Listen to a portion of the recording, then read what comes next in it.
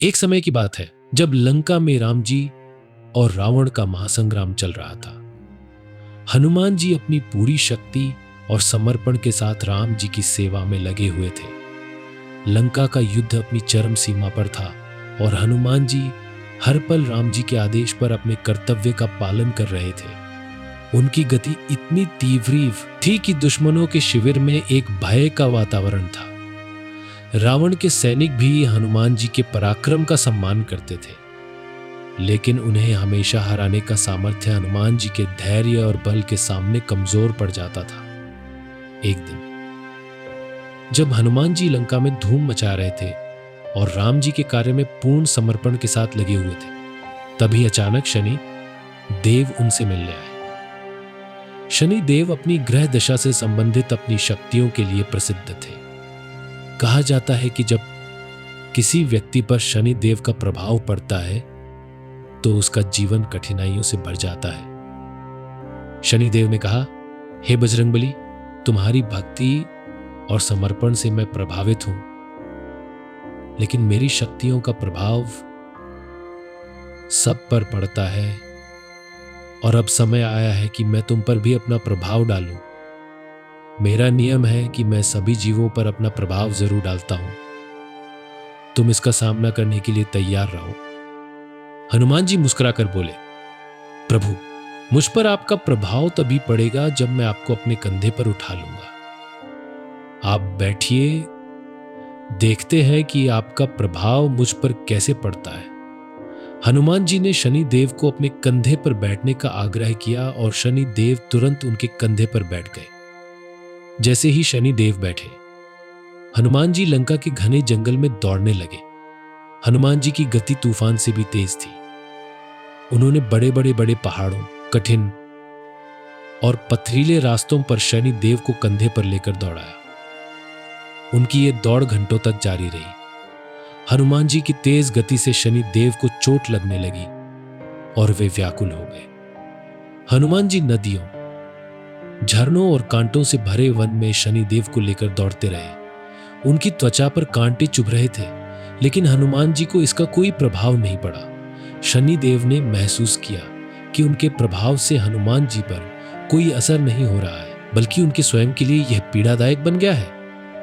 कुछ देर बाद शनि देव बोले, हे हनुमान, मैं तुम्हारी शक्ति और समर्पण से प्रभावित हो गया हूं। मैं वचन देता हूं कि जो भी तुम्हारा भक्त होगा उस पर मेरे दुष्प्रभाव कम पड़ेंगे।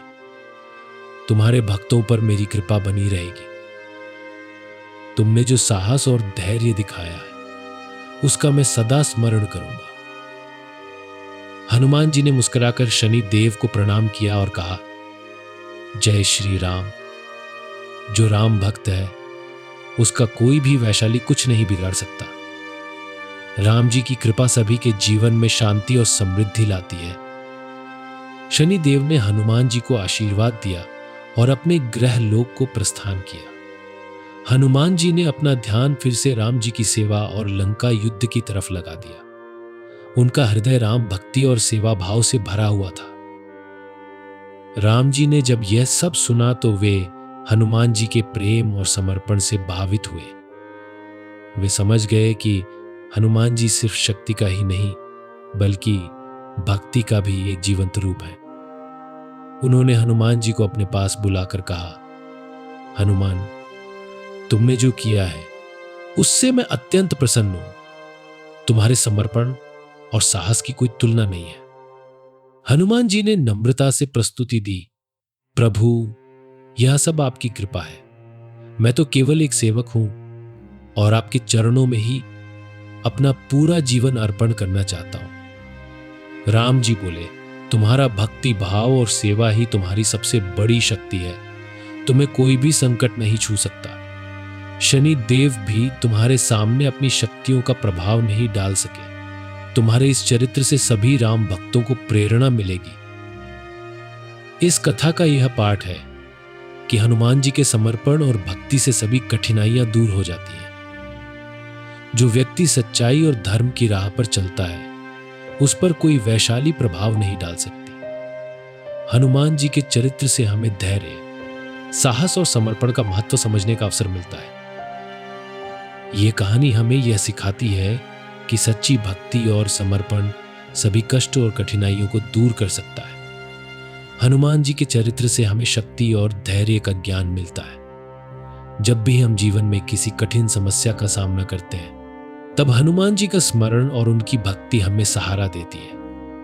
शनिदेव का प्रभाव भी हनुमान जी की भक्ति के सामने कमजोर पड़ गया। यह दर्शाता है कि भक्ति में ही सबसे बड़ी शक्ति है। हनुमान जी और शनि देव की यह कहानी आज भी लोगों के जीवन में प्रेरणा का स्रोत है। जो व्यक्ति हनुमान जी की तरह भक्ति और सेवा का मार्ग अपनाते हैं, उनका जीवन सदैव संकटों से मुक्त होता है।